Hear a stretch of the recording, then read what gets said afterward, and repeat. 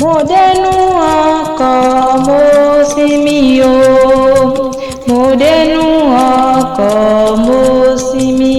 Azeez ogun Ojaja kókó Ògbómọ̀ṣọ́ rí. Mo dẹnu ọkọ̀ mo sinmi. Ọpẹ́yẹmí Àmọ̀pé ní kí n mọ̀ bọ̀ nígbà ìgbèdè òní wa mọ̀ Kọ́lárẹ̀wájú. Ọlárẹ̀wájú Azeez àrò tí ń ṣọjọ́ òbí lónìí o. Àmọ́ kí n tó mọ̀ ń lọ já ń júbà lọ́wọ́ Elédùmarè ọba tó dá wa sílé ayé. Kábíọ̀kọ̀ òsì o Ọlọ́run ọba tó nígbà èyí mo dúpẹ́. Olùdá ayé ọba tí ń fi níjọba. Kábíọ̀sì mo rí ìbà lọ́dọ̀ rẹ̀ láyé Olúwa bí ṣe bí wọ́n ni kó bẹ̀rẹ̀ fún. Ọpẹ́yẹmí ní kí n mọ̀ bọ̀ ní gbàgede kí n wá mọ̀ Kọ́lárẹ̀wájú. Elédùmarè mọ̀ jẹ́ kí tọdún èyí já ṣe mọ̀ fún lórílẹ̀ erùpẹ̀ àṣeyí ìṣàmọ́dún lọ́lá Ọlọ́run ọba. Ọlárẹ̀wájú o Azeez àrò tí ń ṣọjọ́ òbí lónìí. Ọmọ wọn l'Ògbómọ̀ṣọ́ mo kí ọ kú oríire.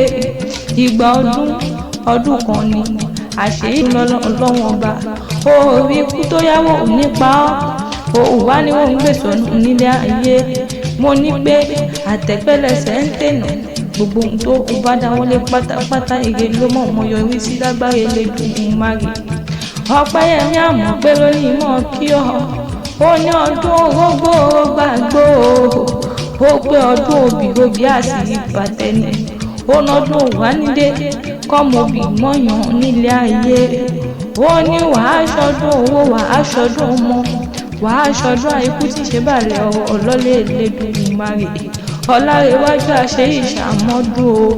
Happy birthday to you o Azeez àrò tí ń ṣọjọ́ òbí lónìí o. Happy birthday to you o Ọlárẹ̀wájú tí ń ṣọjọ́ òbí lónìí. Mo gbọ́ Ọpẹ́yẹmí Àmọ̀pé ní kí n mọ̀ bá ọ délé àwọn bàbá tó bí ọlọ́mọ. Àní ṣé kí n mọ̀ relé àwọn bàbá rẹ̀ ṣé kí n mọ̀ lọ ṣé kò sí nǹkan kan. Ọlárẹ̀wájú Azeez Ògbómọ̀ṣọ́ ajílété níṣẹ́lẹ̀ àwọn bàbá tó bí ọlọ́mọ. Ibi wọ́n ti ń jẹ kàkán tó mú kan yangan lé.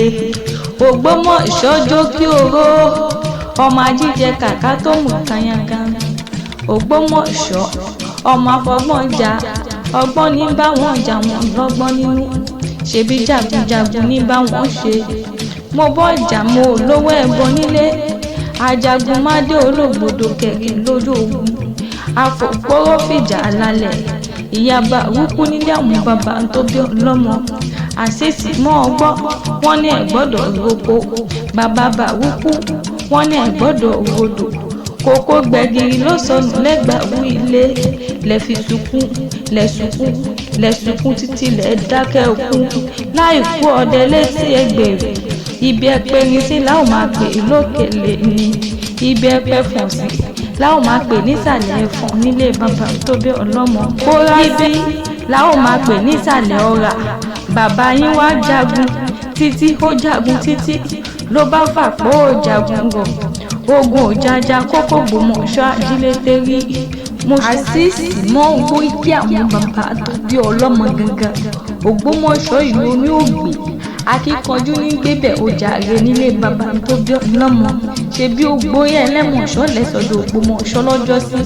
Ọgbọ́n mojúgun ọgbọ́n ṣẹ̀gíṣẹ̀gí ọgbọ́n èṣù tí ń jiyàn ọmọ àgbo ògbólógbò níbi wọ́n gbé ń jẹ kàkán tó mú kan yangan lé dúdú fọ̀rọ̀ gbogbo ṣàpamọ́ra. Mo ní wọ́n nu Ògbómọ̀ṣọ́ lòdì kò délé wí ó délé owó fóògùn. Ṣe bí ògùn ló lọ́jọ́ kan ìpọ́njú orí ló lọ́jọ́ gbogbo ọmọ àpèbí mọ́nú. Ajílété ṣe bí ẹni yó Ògbómọ̀ṣọ́ kò lè ó kọ̀ lẹ̀ ó kọ̀ ìmẹ́lẹ́ ó kọ̀ gbéraga. Ogun ọmọ jaja kókó Ògbómọ̀ṣọ́ nílé àwọn bàbá rẹ̀ rí. Ọlárẹ̀wájú Azeez Ọpẹ́yẹmí Àmọ̀pé àbúrò rẹ̀ ló ní mọ̀ kí ọ ó ní mọ̀ kí ọ bí ológun ẹrú ó ní mọ̀ kí ọ bí ọlọ́gbọ́n ìwọ̀fà.